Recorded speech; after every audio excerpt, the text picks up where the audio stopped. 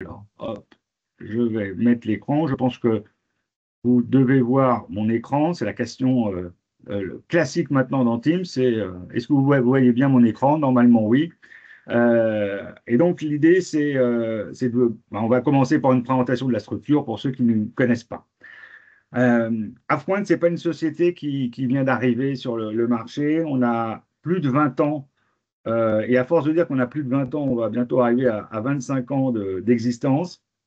On a été créé en 2001. L'historique d'Afpoint, ça a commencé avec la gestion de tout ce qui était SharePoint, la partie migration, et puis la société a évolué, s'est enrichie en termes d'offres.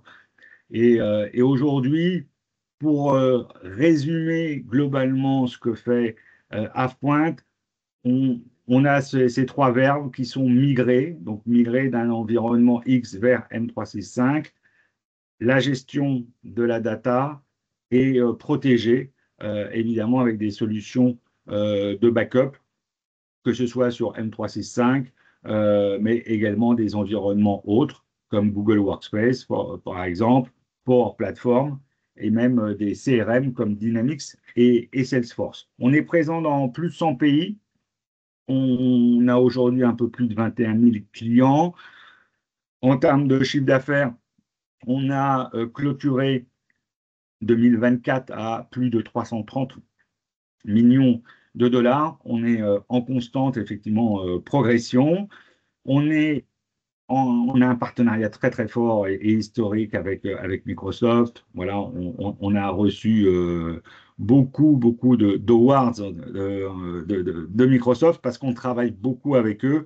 Et quand on dit qu'on travaille avec eux, c'est pas uniquement le fait de mettre un logo sur un slide, c'est qu'on partage les développements avec eux.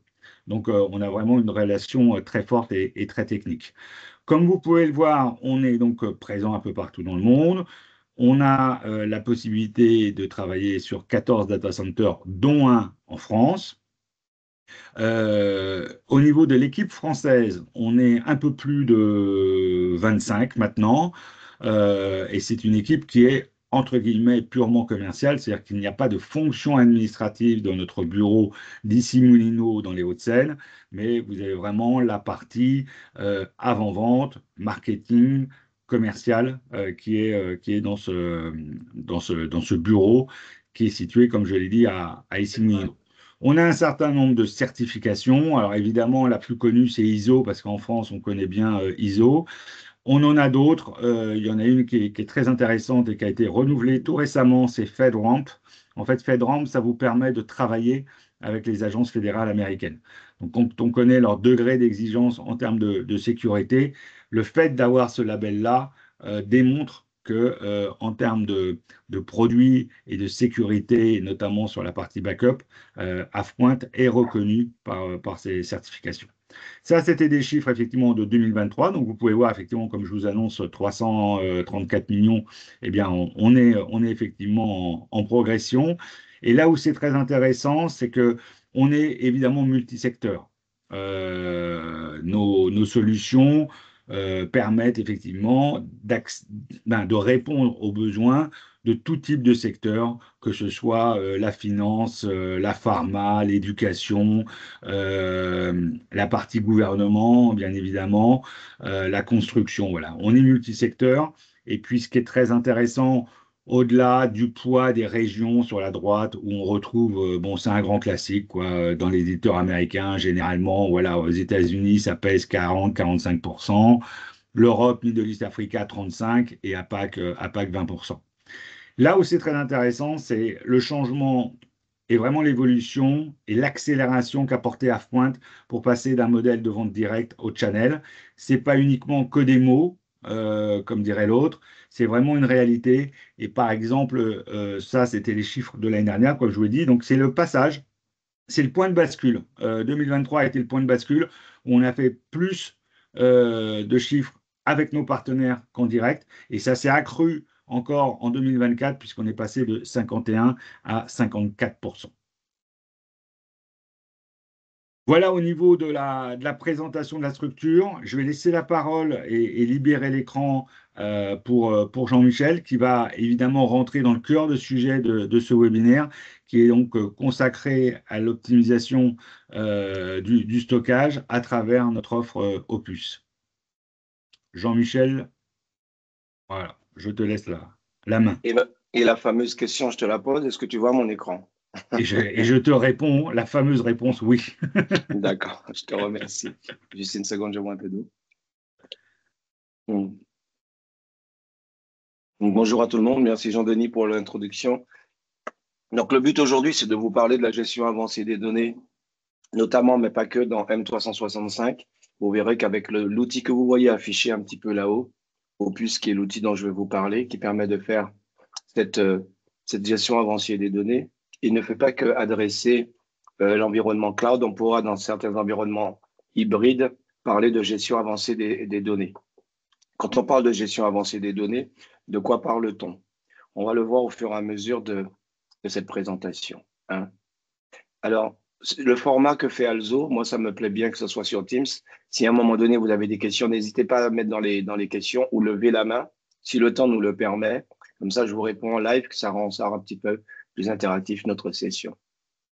Ce que j'ai tendance à faire quand je vais voir un client, quelle que soit la taille du client, quel que soit le vertical, et qu'on parle de gestion avancée de leurs données, j'aime bien faire le point, et notamment pour les personnes qui ont du Microsoft 365 pour la collaboration et qui partagent par ce biais énormément de données à travers Teams, SharePoint, voilà, des projets autour de la collaboration. J'ai tendance à leur poser les questions suivantes. Quelle est la volumétrie globale de stockage à laquelle vous avez droit? Souvent, les gens ouvrent les yeux, sauf s'il y a quelques personnes techniques dans la salle. Et là, on me dit, ben, on ne sait pas, nous, on consomme. Et en fait, ce qu'il faut savoir, c'est que dans tout stockage, il y a une limite. Même si on est sur des stockages on-prem, il y a une limite. On peut scaler, on peut rajouter des disques, mais il y a une limite. Et donc, c'est important de savoir ce à quoi on a droit en termes de volumétrie globale. Donc, je demande aux gens quel stockage vous avez droit. Il faut savoir que dans Microsoft 365, il y a 10 règles. Ce n'est pas illimité le stockage. Donc, vous avez 1 Tera et vous avez 10 gigas par utilisateur. Et les utilisateurs, ils ont leur OneDrive pour mettre les données personnelles. Passer ce concept de 1 Tera et 10 gigas par utilisateur, vous commencez à payer de l'extra cost à Microsoft.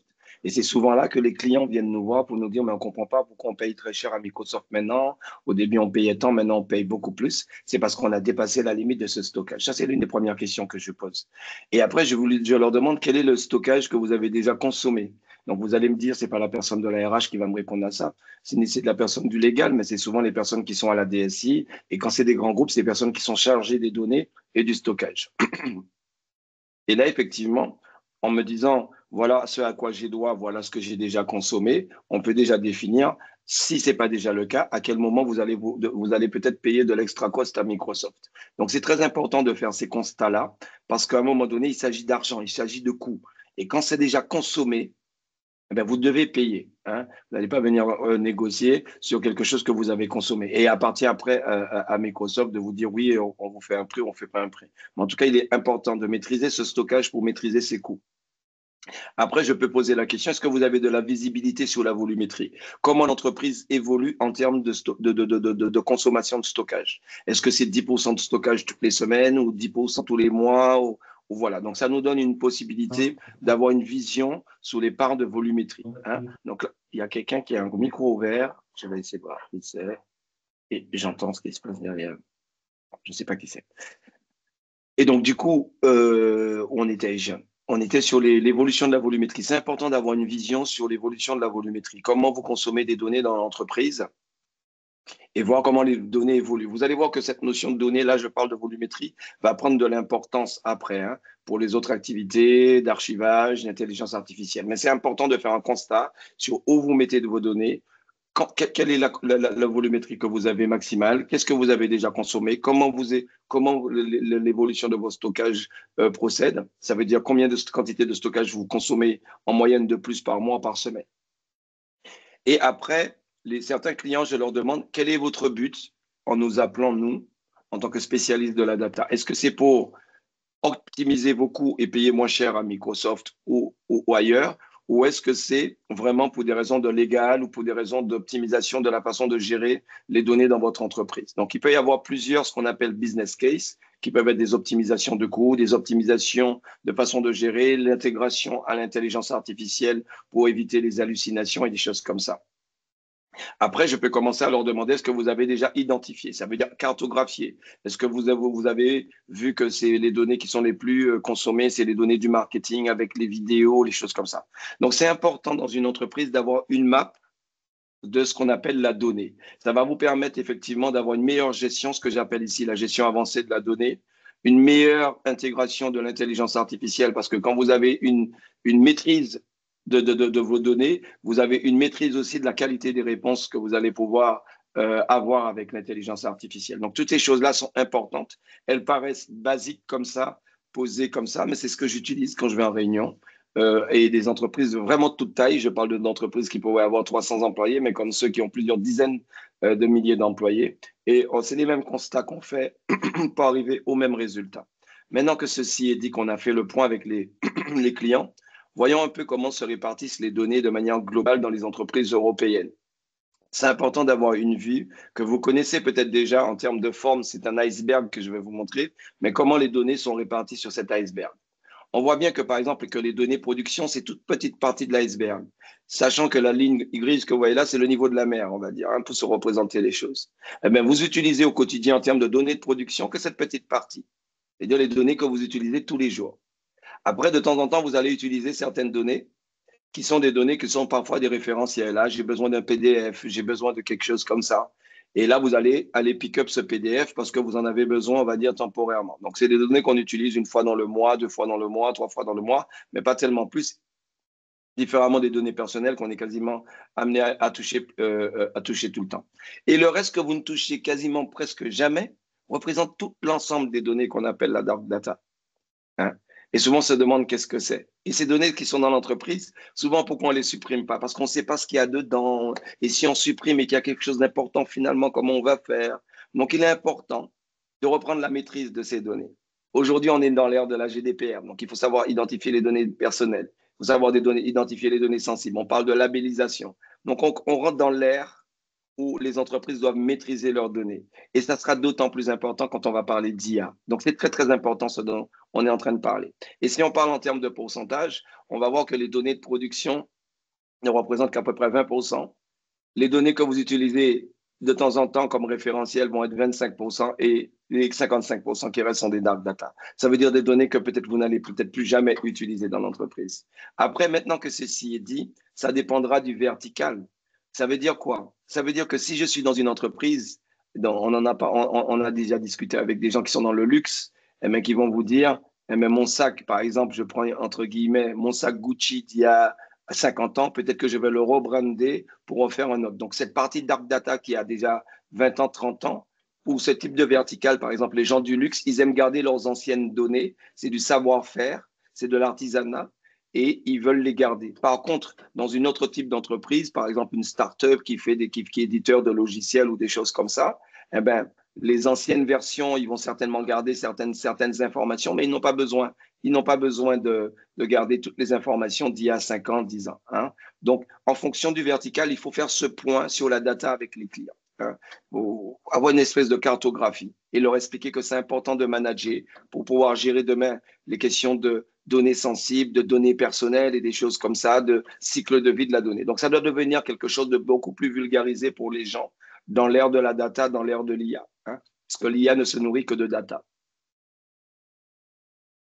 Maintenant que je vous ai dit ça, revenons à ce que je vous avais dit au début.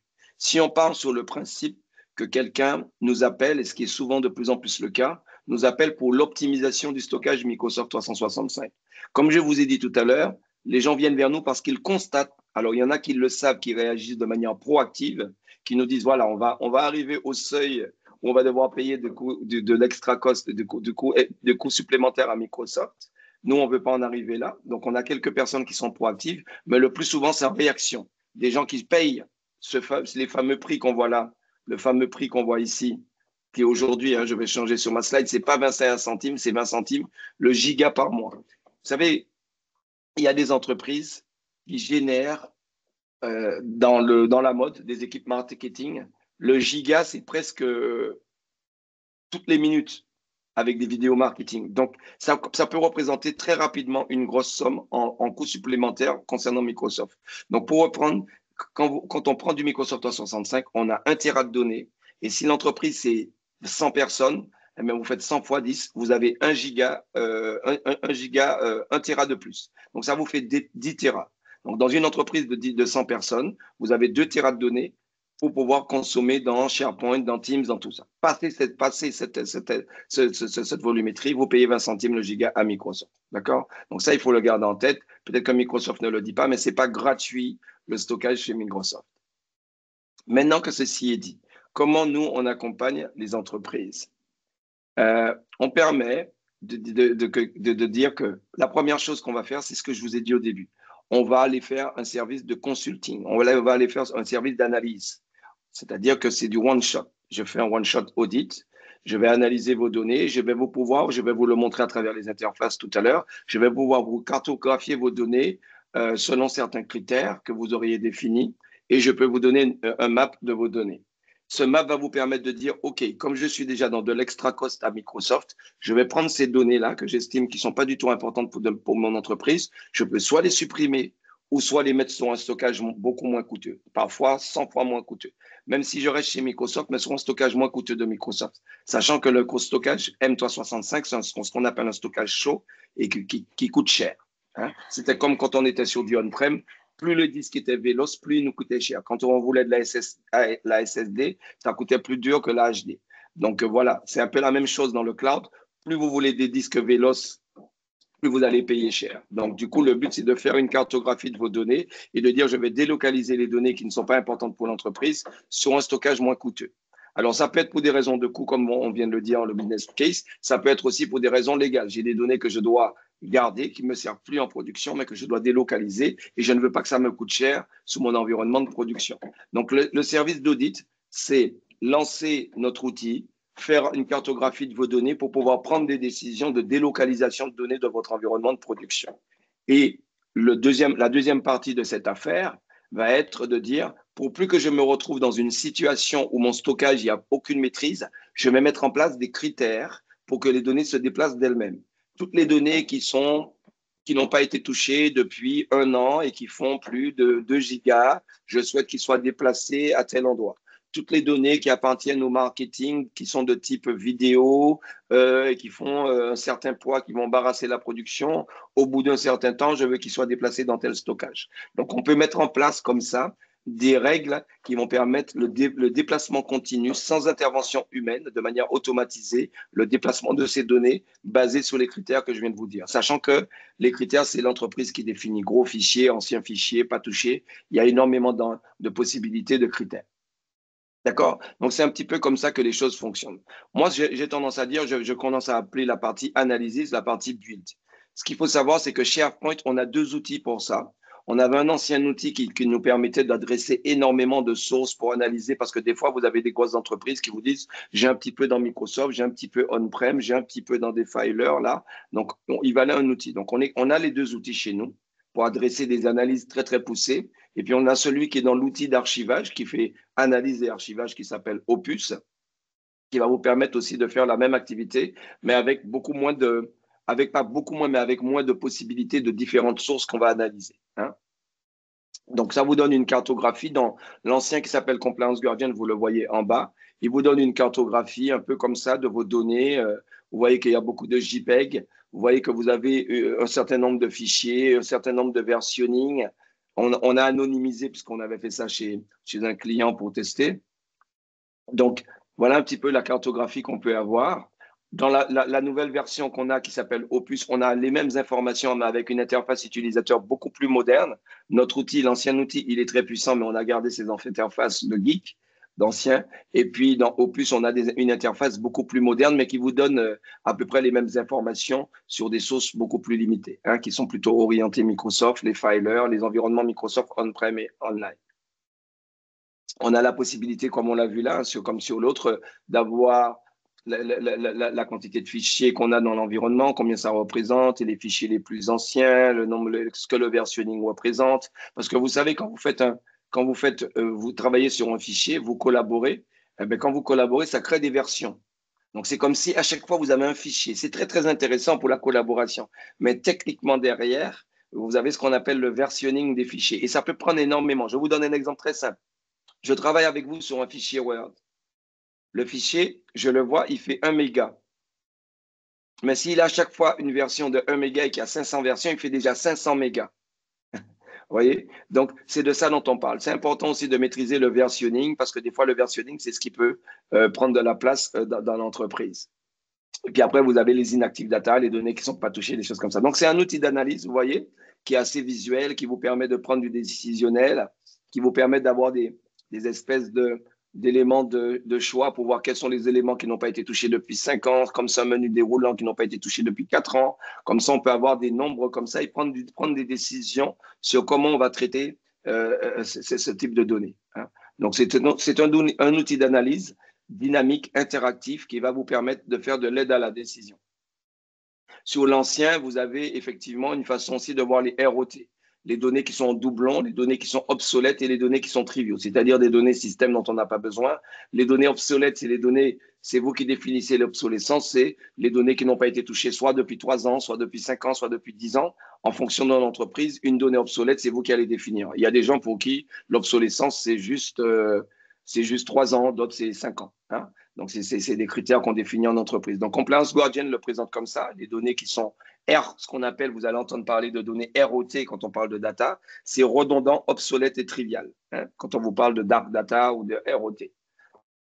Donc, il est présenté comme ça dans Compliance Guardian en bas, et en plus, il est présenté de manière un petit peu plus moderne, vous le voyez. Hein. Donc, ici, c'est un petit peu comme ça, et dans l'interface plus moderne, c'est ROT, j'ai les redondants, j'ai les obsolètes, je sais combien ça représente en redondant. Les redondants, je sais, je peux voir de quel type de fichier il s'agit, avec combien de versions, les obsolètes, pareil. Donc là, c'est un petit environnement de test, donc vous n'avez pas des gros chiffres, mais vous pouvez l'imaginer avec des chiffres beaucoup plus importants dans un environnement de production de clients. Hein. Donc voilà un petit peu comment se présentent les choses. Ici, on a à peu près les types de fichiers. Si je clique sur les PDF, je sais combien de fichiers PDF, dans quel conteneur ils se trouvent et des choses comme ça. Okay. Pareil sur le Compliance Guardian, je peux voir quels sont les sites qui ont ces données. Donc des fois, là, on a anonymisé, mais je peux aller jusqu'à voir quels sont les sites où il y a ces données qui sont obsolètes, redondants ou triviaux. Pareil sur notre nouvel outil. Donc, c'est les interfaces qui changent. Hein. Donc, si les deux outils sont disponibles, là, c'est pour des environnements beaucoup plus hybrides sur les grands groupes du CAC 40, par exemple. Et puis ici, on va être sur les ETI, les PME et tout le reste. Ça suffira largement et c'est beaucoup plus interactif et beaucoup plus visuel comme interface. Ça vous permet effectivement aussi de voir avec le client directement à travers les interfaces quel est le gain qu'il fait en termes de sécurisation, pas de sécurisation, mais d'optimisation de son coût. Hein. Ça veut dire que si là, vous restiez sur l'environnement de Microsoft par défaut qui est à 0,19 centimes le giga, eh bien là, en passant sur, par exemple, je ne dis pas un blob archive, vous allez pouvoir diffuser par autant autant de budget à la fin du mois. Donc, c'est important aussi de montrer aux clients le gain qu'il fait en termes de finances, en plus du fait d'optimiser la façon de gérer son stockage. Donc ça, vous l'avez, ces inputs dans les deux environnements. Alors, ce qu'il faut savoir, vous allez me dire, ouais, mais tout le monde ne paye pas le même prix. Il y a des gens qui ont des contrats d'entreprise. Dans l'outil, vous pouvez mettre le prix que paye ce client avec son contrat Microsoft. On a des clients qui ont des contrats d'entreprise. Certains vont payer 20 centimes le giga par mois, le giga par mois, et puis d'autres vont le payer juste 5 centimes parce que c'est une grosse entreprise qu'ils ont un contrat avec Microsoft. Donc, les chiffres que vous voyez là, quand il s'agit d'argent, de saving cost et des choses comme ça, vous avez la possibilité dans les inputs de mettre les prix que vous payez pour que ça reflète exactement votre budget. Hein. Donc ça, c'est la partie qu'on a vue, c'est la partie analyse. Donc tout ce que vous avez vu, c'est des tableaux analytiques de données qui sont ROT, obsolètes et des choses comme ça. Hein. Donc toute cette partie, c'est ce que j'appelle la partie build, qui est la partie consulting. On a consulté, on a eu les tableaux, on a pu prendre des décisions. Maintenant, monsieur le client, est-ce que vous voulez ces données qu'on a pu vous montrer, les obsolètes, les redondants, est-ce que vous voulez les délocaliser vers un stockage moins coûteux? Auquel cas, quel type de stockage? Est-ce que c'est un stockage cloud? Est-ce que c'est un stockage on-prem? C'est vous qui décidez où est-ce que vous voulez mettre ce type de données. Maintenant qu'on a fini notre build, on a un peu cartographié, arrangé les choses, tout est beaucoup plus propre, beaucoup plus maîtrisé. Maintenant, on va dire au client, est-ce que vous voulez mettre de l'archivage automatique en place? L'archivage automatique peut avoir euh, plusieurs business cases. Le business case peut être pour des raisons légales. L'entreprise est contrainte pour des raisons légales d'archiver des données pour pouvoir les mettre à disposition en cas de contrôle, en cas d'audit, en cas de litige même avec un de leurs clients, de présenter un document. Eh bien, ils sont obligés. Donc là, c'est pour des raisons légales. Il y en a, comme on vient de le dire, pour des raisons de coût, et puis il y en a que c'est pour les deux, et puis il y en a que c'est pour un exemple qui arrive de plus en plus aujourd'hui, c'est pour avoir de moins en moins d'hallucinations sur l'intelligence artificielle. Parce que si je garde des données dans mon environnement qui ne servent pas à la qualité des réponses de mon IA, que ce soit copilote ou autre, eh bien, j'aurai des hallucinations. Parce que la donnée, quand elle n'est pas pertinente, elle peut créer des hallucinations dans les réponses. Donc, on a plusieurs business cases. Donc, on a la raison légale, on a la raison de coût, qui est assez souvent, surtout par les temps qui courent, des réductions de budget, et puis on a l'intégration de l'IA. Donc, tout ça nous permet, à travers l'archivage automatique, d'avoir un environnement de production en termes de données qui va être assez maîtrisé. Maintenant, comment ça se passe? Donc, l'ancien outil s'appelait Cloud Archiving chez nous, mais ça, on l'a arrêté et on l'a basculé dans Opus. Donc, Opus, c'est un petit bout de Compliance Guardian, un ancien outil d'analyse qu'on avait, et notre outil de archiving qu'on a mixé pour faire Opus, qui donne effectivement un outil qui vous permet de faire autant l'analyse que l'archivage continu. Donc, qu'est-ce que c'est que l'archivage continu? C'est de venir dire que je suis sur un environnement, on va prendre ici comme exemple SharePoint. Je suis dans SharePoint et je veux que certaines données soient archivées selon certains critères. Donc là, on l'a vu en bas, hein, on prend en charge les Teams, les OneDrive, on prend en charge le SharePoint, mais aujourd'hui, on va faire un focus sur le SharePoint. Qu'est-ce qu'on va faire? On va dire, OK, sur certains sites SharePoint ou tous les sites SharePoint de l'entreprise, je vais placer une règle d'archivage. Je lui donne un nom, je lui dis que ces règles, je vais les ranger à ce niveau-là et je vais lui dire que la règle d'archivage, il faut qu'elle se passe à quel niveau. Là, j'ai mis qu'il faut qu'il se passe au niveau, ici, il faut qu'il se passe au niveau du document. Pourquoi? Parce que je veux que chaque fois que je mets une règle, qu'il aille vérifier sur chacun des documents que ce document ne correspond pas à la règle, soit une règle d'inactivité, une règle de taille ou des choses comme ça, pour que le document, s'il correspond à ces critères d'archivage, qu'il parte là-bas.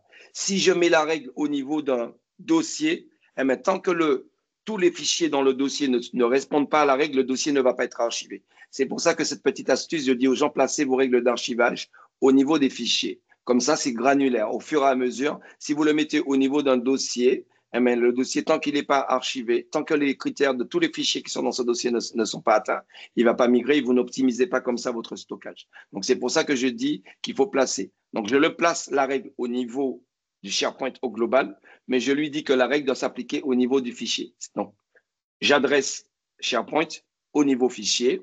Donc, je crée ici une règle et je peux lui dire tous les fichiers. Alors, c'est disponible en français. Hein. Mon lab est en anglais, vous m'en excusez. Les copies d'écran donc, sont en anglais, mais c'est totalement disponible en français. Et ici, dans ma règle, je veux dire, dans cet exemple, dans SharePoint, tous les fichiers qui n'ont pas été touchés, qui n'ont pas été modifiés depuis 3 ans et qui contiennent une certaine valeur, par exemple, je ne sais pas, les fichiers doc ou les fichiers PDF ou les choses comme ça. Donc, c'est ouvert. Je vais les bouger de SharePoint. Je vais laisser un raccourci. Vous allez comprendre pourquoi l'intérêt est raccourci tout à l'heure. Et je vais le bouger vers ce stockage. Vous voyez, une règle, c'est très simple. Je pointe des critères. J'ai des and or. Donc, tous les fichiers qui n'ont pas été touchés depuis 3 ans et qui ont certains critères, et je peux même rajouter un plus ici, et qui sont de type texte, je peux rajouter, et qui font plus de 10 gigas, et je peux rajouter ainsi de suite. Une fois que j'ai fait mes critères, j'ai défini mes critères, j'ai ma règle, je lui dis, ben, tu me laisses un raccourci pour ces fichiers, tu me les déplaces dans le stockage moins coûteux, mais tu me laisses un raccourci, et tu déplaces dans ce stockage que vous voyez ici. C'est le storage ici. Donc, voilà un petit peu comment se crée une règle d'archivage. Mais l'histoire du raccourci qu'on laisse, vous comprendrez pourquoi. Une fois que la règle est configurée, donc, comme je vous ai dit, vous pouvez le mettre sur un stockage différencié qui n'est pas le stockage de Microsoft. Donc là, effectivement, il faut pouvoir paramétrer des stockages. Et pour ça, on vous met à disposition des connecteurs. Donc, vous pouvez connecter du blob storage moins coûteux de Microsoft, du stockage Amazon, du stockage on-prem compatible Amazon, dans Dropbox, dans des storages Azure, en SFTP sur du stockage on-prem que vous aurez. Voilà, donc j'ai mon environnement de production, j'ai Opus, et Opus me permet de sortir des données à travers l'archivage de mon environnement de production pour leur mettre d'autres stockages. Et nous, ce qu'on fait avec Opus, c'est qu'on vous donne des connecteurs. Et c'est vous qui définissez. Vous pouvez créer un stockage d'archives ou plusieurs stockages. Ça veut dire quoi? Ça veut dire que vous pouvez dire que dans un stockage, je vais mettre surtout les gros fichiers marketing, vidéo et tout ça. De notre stockage, ça va être un stockage pour les fichiers légaux. Donc, c'est quelque chose de totalement flexible de travailler avec Opus. Vous pouvez utiliser un ou plusieurs stockages sur un endroit ou plusieurs endroits différents. Donc, vous pouvez aborder des stockages dans Amazon, des stockages dans Azure et ainsi de suite. D'accord? Donc, la maîtrise du stockage est à votre compte. Vous pouvez utiliser notre propre stockage. On va vous donner un stockage par défaut qui se trouve soit dans Azure ou soit dans AWS en mode cloud. C'est vous qui nous demandez. Ou sinon, vous pouvez nous dire on ne veut pas votre stockage, on veut juste le connecteur et on mettra notre stockage pour mettre nos données archivées. Hein? Une fois que la donnée est dans le stockage en question, vous pouvez même mettre une règle sur ce stockage et dire si dans ce stockage, les données n'ont toujours quand même pas été touchées au bout de 10 ans, mais là, les données peuvent se supprimer d'elles-mêmes. Hein? Donc là, on peut rajouter une rétention dans ce stockage d'archives et de dire que les données y resteront que pendant 10 ans. Si au bout de 10 ans, les gens ne l'utilisent vraiment pas, ils n'ont jamais rappelé la donnée, c'est qu'elle ne sert plus. Voilà, donc tout ça, c'est automatique. La règle, on met en place des règles. Chaque fois que la règle passe, ça envoie les fichiers en question dans le stockage que vous avez défini. Dans ce stockage, si les données n'ont pas été touchées, elles disparaissent au bout de 10 ans, 5 ans, c'est vous qui définissez, sans aucune intervention humaine. C'est pour ça qu'on parle d'archivage automatique. Et puis après, la planification, c'est à quelle heure ces règles d'archives vont tourner dans l'entreprise pour aller chercher des fichiers qui correspondent à ces critères pour aller les mettre dans le stockage. Donc, assez souvent, c'est en HNO, en dehors des heures de travail. Donc, les gens peuvent le mettre à 19 heures, comme ils peuvent le mettre à minuit, comme ils peuvent le mettre à 3 heures du matin. Donc, voilà, vous mettez une planification journalière et à un moment donné, dans la journée, les règles vont venir analyser l'ensemble des stockages pour aller récupérer les fichiers qui correspondent à ces critères d'archivage. Donc, voilà un petit peu les deux phases qu'on a vues. On a vu la phase de build, on a vu la phase d'archivage continu, c'est-à-dire le run, hein, comment et de manière continue l'archivage passe. Maintenant, on va parler des utilisateurs. La personne qui est assise dans son bureau, est-ce que lui, à un moment donné, il va dans son SharePoint ou dans son Teams, s'il veut retrouver ses fichiers, s'il voit que ça a disparu, vous allez avoir trop de tickets au support. Donc, il est important que l'expérience utilisateur soit respectée. C'est pour ça qu'on laisse un raccourci. Donc, l'expérience utilisateur fait que les données sont archivées, mais que quand la personne va aller dans son SharePoint ou dans son Teams, il verra le nom du fichier et le fichier. Mais sauf que ça ne sera pas le fichier lui-même, ça sera juste un raccourci qui fera entre 2 et 3 kilooctets. D'accord? Donc, c'est très important, quand on définit ça, de savoir qu'on peut laisser ou pas. Ça dépendra de la stratégie dans l'entreprise. Il y a des entreprises qui disent, nous, on ne laisse pas de raccourci parce que quand une donnée est archivée, c'est qu'il ne fait plus partie de l'entreprise. Donc, il y a des stratégies, mais nous, on veut pouvoir répondre à l'ensemble des cas d'usage. Donc, on reste flexible. Vous pouvez laisser des raccourcis, comme vous pouvez ne pas laisser de raccourcis. D'accord? Et la flexibilité va plus loin. Une fois que je clique sur ce raccourci, qu'est-ce qui se passe? Il peut se passer deux choses. Et c'est toujours à la demande au bon vouloir du client. Ça veut dire que je clique sur le fichier, soit il me dit ce fichier est archivé, il faut appeler les admins pour le restaurer, ou nous, on vous donne un outil déjà de self-service restore des utilisateurs qui fait que si dans l'entreprise, vous avez décidé que les données sont archivées, mais que vous souhaitez que les utilisateurs puissent les restaurer, eh bien, on a un outil directement. Il n'y a pas de surcoût en termes de licence. Le client va cliquer sur le raccourci, il va avoir son recenter et il va pouvoir restaurer son fichier ou le prévoir. Donc là, on est en train de travailler sur cette année 2025 sur le fait que des fois, on n'a pas envie de restaurer un fichier PDF, on veut juste s'assurer que c'était bien ça, ce fichier-là, ou récupérer un article de loi sur un fichier, on n'a pas besoin de le restaurer. Donc, on est en train de mettre aussi le preview en place. S'il n'est pas déjà en place, il faudrait que je reteste parce qu'il y a beaucoup de choses qui sortent régulièrement chez nous en ce moment en termes de modernisation de nos outils. Donc voilà un petit peu comment se présentent les choses. Maintenant sur un environnement clair, donc je vous montre juste l'interface à quoi ça ressemble chez nous. Comme ça vous verrez et après on basculera sur les questions-réponses.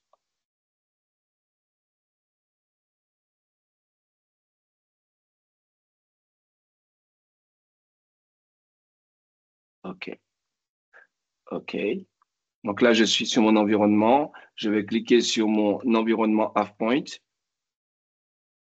Donc, ce que Jean-Denis vous a présenté tout à l'heure, vous allez le voir ici, c'est l'ensemble des solutions que nous faisons, qu'il a dit qui s'appelait migrer, gouverner et alors c'est les anciens noms. Hein, donc on Migrer, migre, gérer, protéger. migrer, gérer, protéger. Merci Jean-Denis. Il faudrait que j'aille prendre un café. Donc, vous voyez, c'est l'ensemble des outils que vous voyez qui sont sous la Confidence Plateforme. Donc là, vous les voyez, vous cliquez dessus, ça marche. Nous, ce qui nous intéresse aujourd'hui, c'est Opus. Donc, vous voyez, c'est très rapide chez nous. Vous venez ici, vous avez tout un control center, un centre de commande de sécurité pour migrer. Tous les termes dont vient parler Jean-Denis se font ici. Le contrôle, la résilience, donc c'est la protection et toute la partie migrer, modernisation. Donc, vous le voyez, les termes que vient de dire Jean-Denis, vous les retrouvez dans nos outils avec un certain nombre d'outils. Et ici, vous pouvez voir à la carte si vous avez besoin, ce n'est pas tout un service que vous voulez, mais vous voulez à la carte faire de l'archivage. Vous cliquez sur Opus. Et dans Opus, effectivement, vous allez retrouver tout ce que je vous ai dit tout à l'heure. Là, on va rester là le temps qu'il se charge. Voilà un peu ce que je vous ai dit. Donc, on va être effectivement dans la découverte, comme je vous ai montré tout à l'heure, dans la découverte ici. Donc là, je ne vais pas le relancer, mais vous voyez, il va vous dire à l'interface des données inactives, les données ROT. Donc, si je vais voir mes données inactives, après analyse, ben, je vais pouvoir effectivement voir tout ce que je vous ai dit tout à l'heure et pouvoir effectivement voir les données qui ont été inactives depuis plus de 6 mois, depuis plus de 10 mois. Je vais pouvoir faire un certain nombre de choses. C'est interactif. Je peux aussi voir mes données ROT, comme je vous ai dit tout à l'heure. Donc, je peux définir l'obsolescence. Donc là, visiblement, ils ont vidé tout, puisque là, on est en train de refaire les labs, tout est à zéro. Ah, il y a quand même quelques fichiers qui sont en train d'être mis. Mais voilà, là, c'est un environnement de test. Mais voilà comment se présentent les choses. Je fais d'abord une découverte, comme je vous ai dit, ici, la découverte. Moi, comme on l'a lancé en 2025, en février, je ne veux pas le relancer parce que je partage ce lab avec les ingénieurs européens. Donc, je ne lance pas comme ça dès que j'ai envie de faire une démo, une analyse. Mais voilà ce que permet d'avoir l'analyse, vos données inactives et ROT de manière interactive. Et puis la chose qui est très importante, après, c'est comme je vous ai dit, si je travaille sur du SharePoint, que je fais l'optimisation de stockage, je peux voir l'ensemble de mes sites SharePoint ici. Donc, je peux les regrouper dans des buckets, mes sites SharePoint pour dire, ah, ça, c'est les sites SharePoint du département RH, ça, c'est les sites SharePoint de machin. Comme ça, je peux définir des règles d'archivage par département. Tout est flexible. Donc, je vais dire sur cet ensemble de sites SharePoint, ben, est-ce que je veux archiver? Oui. Et c'est là qu'on va faire nos fameuses règles d'archivage que je vous ai montrées tout à l'heure. Donc, on va créer une règle d'archive. Je vais le mettre au niveau du document, comme je vous ai dit. Et là, je vais lui donner un nom et puis on va lui dire ancien, gros fichier, on va dire vidéo, par exemple. Hein. Vous voyez? Et donc là, vous lui mettez une description. On a dit, vous pouvez classifier vos règles dans des containers. Donc, on va dire test also, par exemple. Donc, je crée un container de règles pour test also. Bon, je l'ai pas validé parce que je suis en test. Donc là, je vous ai dit au niveau du document, sélectionner le contenu, ça va être du SharePoint. Je fais OK. Je fais suivant. Alors, il me dit de mettre un container. Il va tout pris que je vais mettre un container. Donc, je vais mettre le container par défaut. Et là, je fais ça et on arrive. Donc, on a dit les vieux gros fichiers. Donc, les fichiers qui n'ont pas été modifiés depuis avant. Bon, je vais peut-être même datant de plus. Je vais mettre ici, on a dit 5 ans en année. Voilà, et on a dit que c'est des fichiers qui font de plus de 10 gigas. Donc, on va travailler sur la taille, si vous la voyez avant moi, taille du document supérieure à, ici, je vais lui dire que c'est du giga. Et comme on a dit que c'est, on va mettre où ici, et qui sont, on a dit vidéo. Donc, on va travailler sur le type de fichier, type de contenu, contient, ben, on va dire qu'il y a du allez, C'est quoi? C'est du MPEG, MPEG 4 des fois. Donc, c'est vous qui connaissez, hein, c'est la personne qui saura le type de fichier. On a aussi des fois des AVI, on a aussi des fois du MOV. Voilà. Donc, ça permet de créer une règle, c'est très flexible. Et là, je vais lui dire de laisser un pointeur, comme je vous ai montré tout à l'heure. C'est vous qui définissez les pointeurs. Donc, je vais choisir un pointeur. Et là, je vais choisir un stockage. Là, pourquoi je ne vois pas tous mes stockages? Voilà, à point stockage, tout est en train d'être fait, hein. Je découvre un petit peu que là, ils sont en train de refaire le lab et je fais enregistrer et j'ai ma règle. Donc, ça veut dire qu'à un moment donné, quand je vais mettre la planification en place, eh bien, cette règle, quand elle va tourner, tous les fichiers qui correspondent à ça vont être transportés ici, dans ce stockage, et en laissant un pointeur que je vais sélectionner, un raccourci qu'on va appeler raccourci test. Par exemple, raccourci test, hein, par exemple. Vous voyez, des trucs comme ça. Donc, j'ai créé ma règle et après, ça tourne. Ce qui est important pour vous, c'est au niveau des paramètres ici, c'est important dans les paramètres de venir gérer votre stockage. Donc, je crée un stockage, comme je vous ai dit, j'ai les connecteurs. OK? Et puis, c'est important de gérer ces différentes planifications aussi, hein? Donc là, je vais venir gérer mes planifications. Et là, je peux avoir des planifications de… Bon, comme l'outil fait pas mal d'autres choses dont je ne vous ai pas parlé aujourd'hui, ce n'était pas l'objet de l'appel, de webinaire, mais l'outil fait plusieurs choses. Et je vais venir ici, si je veux, sur la partie archivage, sur SharePoint, mais je vais venir lui dire, je veux que cette planification se passe tous les jours, à intervalles de tous les jours et à telle heure. Vous voyez? Donc, après, jusqu'à… Voilà. Donc, je vais venir ici planifier à quel moment va tourner mes règles d'archive. D'accord? Donc, c'est un petit peu ça. Je vais regarder si nous avons des questions. Sur l'expérience utilisateur, le recenter, c'est ici, hein. Donc, c'est du recenter pour Microsoft 365. L'utilisateur, quand il va le lancer, il va cliquer sur un fichier, il va se retrouver sur son recenter à lui. Hein? Donc, vous n'avez rien à déployer quand vous achetez Opus, c'est intégré dans l'outil. Ça va vous créer un portail utilisateur de lui-même. Donc là, il va se lancer. Donc là, je crois qu'on est en train de refaire tous les labs et je découvre que, ah, il est là. Continuez.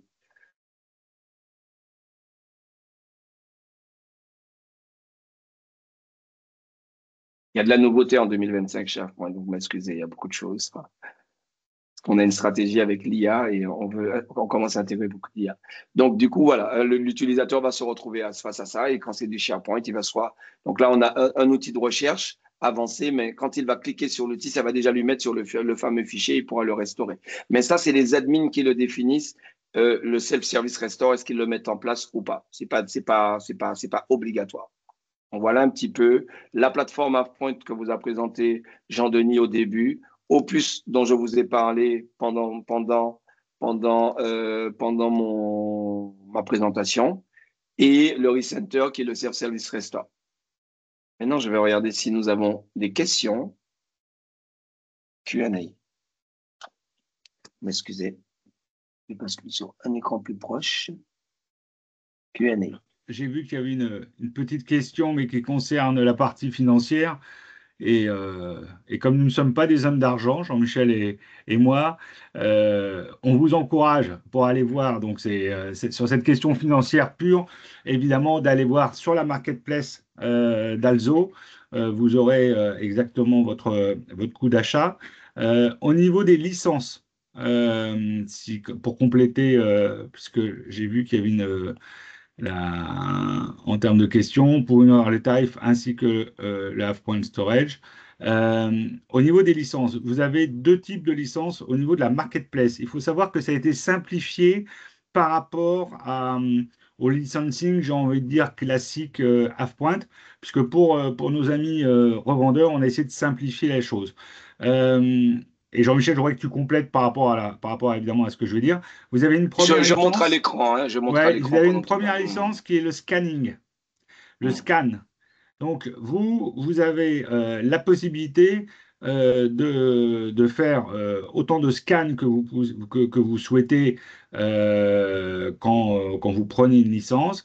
Donc, vous avez le scanning et ensuite, vous avez le storage en lui-même.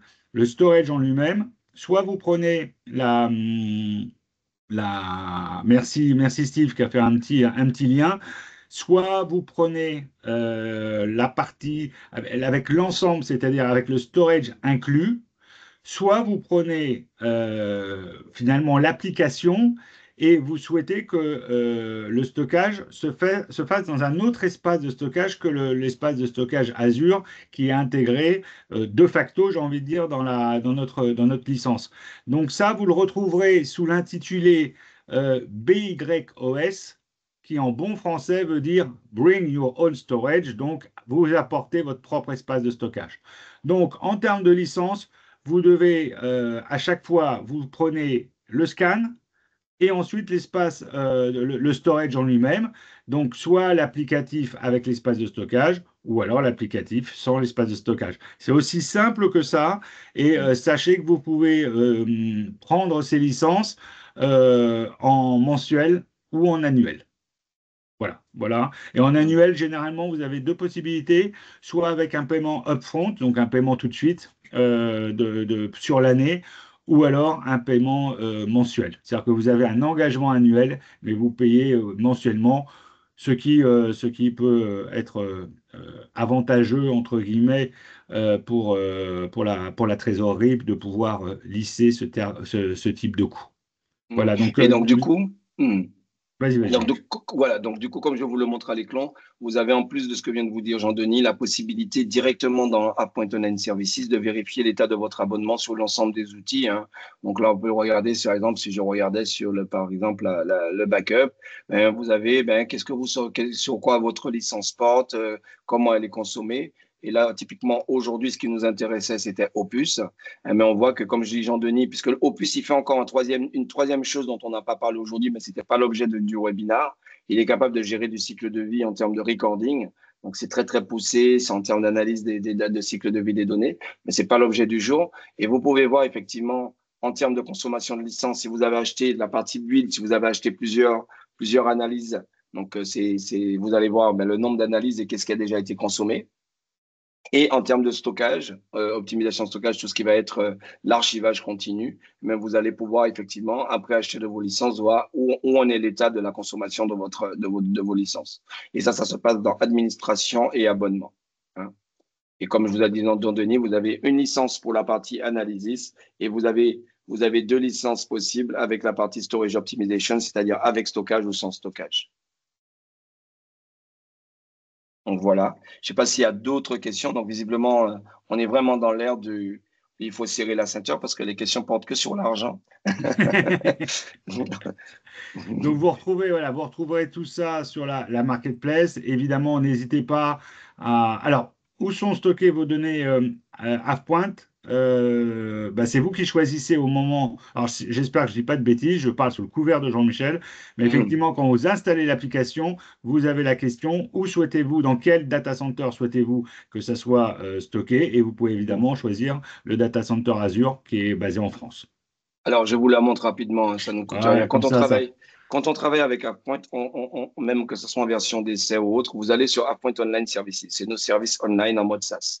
Ici, vous avez la possibilité de faire un essai gratuit. Laissez-moi vous agrandir ça. Sinon, pour vos yeux, ça ne sera pas très bon. Donc ici, vous avez la possibilité toujours, c'est comme ça qu'on rentre chez AvePoint. On fait un essai gratuit, on achète ou on n'achète pas. Ça, c'est pour les personnes qui sont déjà clientes. On voit bien qu'on peut s'authentifier en SSO avec Microsoft si vous avez du Salesforce, du Google ou avec des logins mots de passe comme vous voulez, en mode local. Donc il y a plusieurs possibilités d'authentification. Mais avant tout ça, avant de devenir client, ben, vous pouvez lancer un essai gratuit après aujourd'hui et vous choisissez le data center. C'est très important dans le monde un peu stressé dans lequel nous vivons, où chacun défend son précaré. Je ne vais pas faire de la politique ici. Ben, c'est important pour la souveraineté des données de savoir dans quel data center on traite nos données. Donc ici, vous dites à votre client que, ou pour vous-même, que je vais travailler le traitement des données et le stockage, si vous prenez le stockage à pointe par défaut, sera en France. Et c'est comme ça pour tous nos outils. Vous faites suivant et c'est là où vous décidez que vous voulez tester notre outil de sauvegarde. Quelle sauvegarde? Ben, 365 ou autre. Si ce n'est pas la sauvegarde, ben, on parlait d'Opus aujourd'hui, ben, je vais tester Opus et c'est à partir de là que vous allez pouvoir entrer vos éléments. Mais chaque fois au début, ici, vous avez toujours la possibilité de choisir de choisir sur votre data center. Vous avez toujours ici, dans la première ligne, sélectionner votre data center. C'est très important pour la souveraineté de la donnée de savoir où sont localisées vos données, en effet, et même le traitement de ces données.